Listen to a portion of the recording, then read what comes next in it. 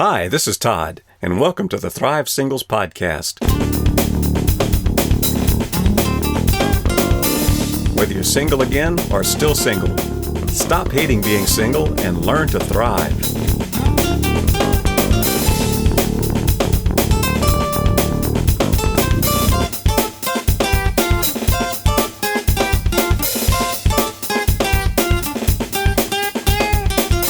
Today's podcast is titled, Change Your Attitude, Thrive as a Single.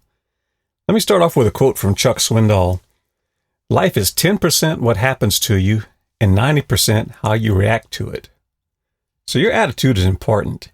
Even if you find yourself single again or single a lot longer than you would like, there is one thing that will without a doubt never fail to increase your happiness. It's not marrying Mr. or Miss Right. It's not going out on more dates. It's not even reducing the length of your single years. The thing that will decide your level of happiness is your attitude. There will always be things in this life that are beyond our control. Bad things will happen. When they do, consider this quote.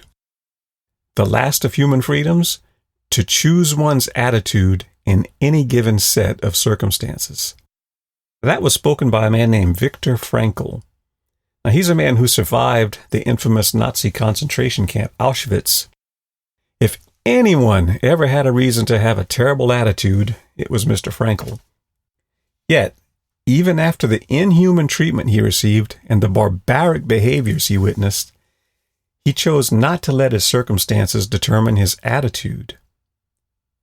The easiest way to become happy while you're single, in fact, the only way, is to decide that you can be, deserve to be, and will be. Decide that neither your marital status nor any other circumstance will determine your happiness. Let me say that again. Decide that neither your marital status nor any other circumstance will determine your happiness. This is an important first step. You must believe that you can and will change your attitude. The thing is, too many people wait for someday, somebody, or something. But the reality is no event, no person, no thing can make you happy. So why wait when you can just start being happy now? Instead, what happens is people wait and delay happiness until that glorious day. At some point, they just might actually finally get the thing on which their happiness has been clinging. But all too often, that thing, person, or event turns out to be not all it was advertised to be, or it is awesome for a while. The new boyfriend, the car, the vacation makes them happy until it doesn't. Then the newness wears off and they start looking for the next person, thing, or event to bring them that elusive happiness. So don't wait for anything or anybody. Things, people, and events do not ultimately make you happy. An unhappy single person eventually becomes an unhappy married person if nothing changes on the inside. It's all about the attitude. Happiness is a decision. Make a decision and start. One way to a better attitude is through gratitude. Start being grateful for the things you do have. If you have your own place, if you have running water, if you've eaten 3 meals today, you're better off than most people on planet Earth. If you can walk, speak, hear, see, read, you have reason to be thankful. Simply having the mental capacity to ponder whether you have things to be thankful for is a reason to be thankful. Now, this is not to downplay the things that are going wrong in your life. Going through a divorce, a sickness, a financial setback, a breakup, death of someone you love, that's no small thing. It hurts. It messes with your psyche. But even in the midst of those things, give yourself permission to enjoy any good things that do come along. Being grateful for any good thing, no matter how small, will help you develop a better attitude. Also, you cannot maintain a good attitude while entertaining negative thoughts. Now, you can't stop negative thoughts from popping into your mind, but you don't have to make them coffee and offer them a Danish. Instead, step back and examine them with curiosity. See if there's any truth there. And if there is some truth there, decide is there anything you can do about it? Now, any thoughts that are untrue or any thoughts that pertain to things that are beyond your control, just toss them out. To continue that unwanted house guest theme, show them to the door, hand them their coats, and make sure they leave. As I mentioned in a recent post, trying not to think about something guarantees you will think about it more. Instead, fill up your mind to the brim with good things. Read, watch, and listen to all the truth and positivity you can. Dwelling on the negative is bad enough, but talking about it constantly, man, that's like fanning the flames. Learn to speak truth. Learn to speak goodness, light, positivity. Don't become your own downward spiraling feedback loop. You talk about all the bad things. So you hear yourself talk about all the bad things. That reinforces that things really must be bad. So you talk more about how bad it really is. So you hear how bad it really is. So the cycle repeats and it amplifies. And one thing to remember is that attitudes tend to be very contagious.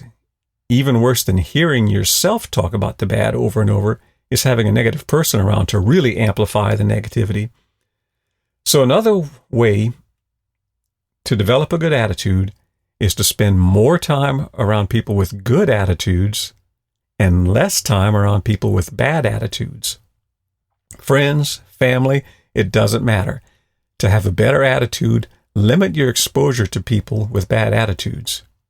And you know who they are. You talk about something bad that happened, well, they have to top your story. Plus, they have an endless stream of awful, woeful, tragic tales to share. If their repertoire does include any happy stories, well, you've never heard them, right? You are not obligated to stay around and listen to them go on and on about how bad life is. Do not let them bring you down with them. Now, you might want to try to redirect them once or twice towards something more positive. But if they still insist on dwelling on their tales of woe, just excuse yourself. Go find somebody more positive to hang around with. That's strong medicine, but the thing is, you tend to become more and more like the people you spend time with. So hang around with happy, well-adjusted people who lift your spirits. One final thought. Your attitude is way important to let other people or circumstances choose your attitude for you. So work on having the attitude you want. So decide you will have a good attitude. Do it now. Don't wait for something, someone, or someday. Have an attitude of gratitude. Watch your self-talk. Spend less time around people with poor attitudes and more time around people with good attitudes. Do these things, your attitude will begin to change. It will take time and effort, but it will be worth it. At some point, you will be a happier single person, which will make you more attractive, which just might lead to a happy marriage down the road. I hope you enjoyed this week's podcast. See you next week. Till then, be sure to subscribe and go check out my extensive archive of past posts at thrivesingles.com. And thrive on. Whoa, thrive. Yeah, come alive. There's more to life. You gotta grow, you gotta thrive. Whoa, whoa, you gotta thrive. There's more to life than to just survive.